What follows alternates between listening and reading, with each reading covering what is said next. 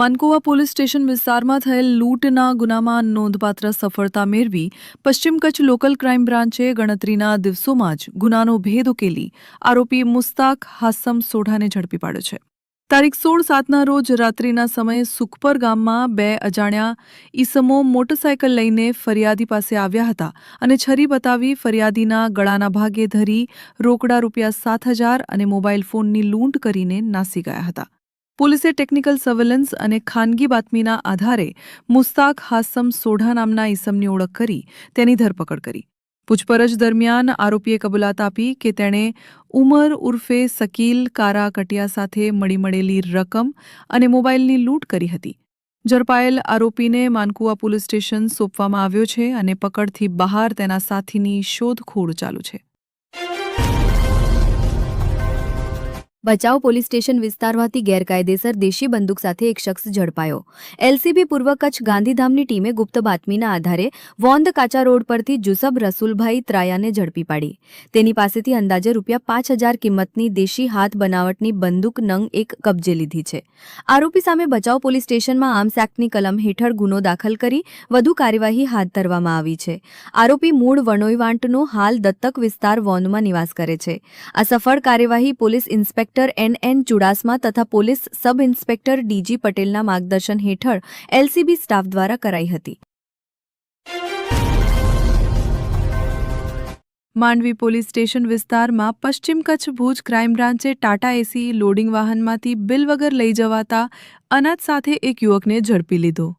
PI HR જેટીના માર્ગદર્શન હેઠળ પોલીસે બાતમીના આધારે કાર્યવાહી કરી હતી। મોટી રાયવડના તૌફિક મહમદ હનીફ હાલા પાસેથી 559 કિલો ચોખા, 190 કિલો ઘઉં, વજન કાંટો અને ટાટા એસી વાહન મળી કુલ ₹1,15,000નો મુદ્દામાલ જપ્ત કર્યો। વધુ કાર્યવાહી માટે મામલો માંડવી પોલીસ સ્ટેશનને સોંપાયો છે। કચ્છ જિલ્લામાં આ વર્ષે શ્રીકાર વરસાદના કારણે ખેડૂતોએ જુલાઈના ચાલુ માસમાં જ ખરીફ પાકનું વાવેતર કરી દીધું છે। જુલાઈ ચાલુ માસમાં 2,72,728 હેક્ટરમાં ખરીફ પાકનું વાવેતર કરી દીધું છે। દર વર્ષે જુલાઈ બાદ ખેડૂતો ખરીફ પાકનું વાવેતર કરતા હોય છે। આ વર્ષે જિલ્લામાં 7 લાખ હેક્ટર સુધી ખરીફ પાકનું વાવેતર થઈ શકે છે। આ વખતે ચોમાસું વહેલું બેસી જતા જિલ્લામાં ખરીફ પાકનું વાવેતર 1 મહિના પહેલા જ થવાનું શરૂ થઈ ગયું।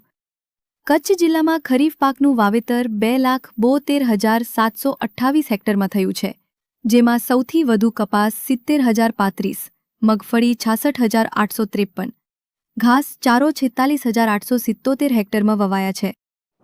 કચ્છ જિલ્લામાં ખરીફ પાકનું વાવેતરની આપણે કહીએ તો અત્યારે 2,72,000 હેક્ટરમાં કચ્છમાં વાવેતર થઈ ગયેલું છે। કચ્છનું વાવેતર છેલ્લા 3 વર્ષનું એવરેજ કરીએ તો 6,27,000 વાવેતર થાય છે। એની કમ્પેરમાં અત્યારે આપણે ખૂબ સારો વરસાદ થઈ ગયેલો છે અને 43% જેટલું વાવેતર થઈ ગયેલું છે।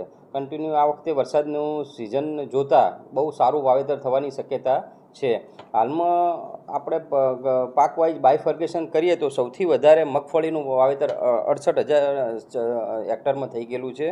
સાથે સાથે કપાસમાં 69,000 હેક્ટરમાં વાવેતર થઈ ગયેલું છે। જે લાસ્ટ કમ્પેર કરીએ તો એના સાથે બહુ સારું અત્યારે વાવેતર થઈ છે। સાથે સાથે કઠોળ પાકમાં મગ છે, અડદ છે, એની અંદર મગની અંદર 16,000 હેક્ટરમાં વાવેતર, જ્યારે અડદમાં 1900 અને મઠની અંદર 1,410 હેક્ટરમાં વાવેતર થયેલું છે। બીજા વાત કરીએ તો કઠોળ પાકમાં તુવેર પાકનું પણ 1,700 હેક્ટરમાં વાવેતર થયેલું છે। સાથે સાથે આપણે શાકભાજી હોય, ઘાસચારા શાકભાજી અને જે પાકો અને ઘાસચારામાં પણ વાવેતરમાં 46,000 હેક્ટરમાં ઘાસચારો છે। એમ ટોટલ મળીને 2,72,000 હેક્ટરમાં કચ્છ જિલ્લામાં વાવેતર થઈ ગયેલું છે। છેલ્લા વર્ષની કમ્પેર કરીએ તો સૌથી વધારે આપણું વાવેતર રાપર તાલુકામાં થાય છે। બીજા નંબરમાં આપણે ભચાઉ તાલુકામાં થાય છે। એ જ પેટર્ન મુજબ આ વખતે પણ એવું સારું વાવેતર થવાની શક્યતા છે। અદાણી ફાઉન્ડેશન અને અદાણી હોસ્પિટલના સહયોગથી મુન્દ્રા નજીકના અંતરિયાળ વિસ્તારોમાં આયોજિત મલ્ટી સ્પેશિયાલિટી મેડિકલ કેમ્પમાં 450થી વધુ દર્દીઓએ આરોગ્ય લાભ લીધો। જેમાં નિષ્ણાત તબીબો દ્વારા સર્વરોગ નિદાન, મફત દવાઓ તેમજ મોતિયાની શસ્ત્રક્રિયા જેવી સેવાઓ આપવામાં આવી। આ કેમ્પનો ઉદ્દેશ સ્થાનિક લોકો સુધી ગુણવત્તાયુક્ત અને સુલભ તબીબી સેવાઓ પહોંચાડવાનો રહ્યો હતો. અદાણી ફાઉન્ડેશનના CSR હેડ પંક્તિબેન શાહના જણાવ્યા મુજબ જરૂરિયાતમંદ દર્દીઓની ફોલોઅપ સારવાર માટે પણ ટીમ પ્રતિબદ્ધ છે. આરોગ્ય સેવાની સતત ઉપલબ્ધિ માટે ફાઉન્ડેશન માછીમાર વસાહતોમાં મોબાઈલ મેડિકલ વાન અને દવાખાનાની સુવિધાઓ પણ પૂરી પાડી રહી છે, જે અંતરિયાળ સમાજમાં આરોગ્યલક્ષી સુખાકારી તરફનો એક સશક્ત પગથિયો સાબિત થઈ રહ્યો છે.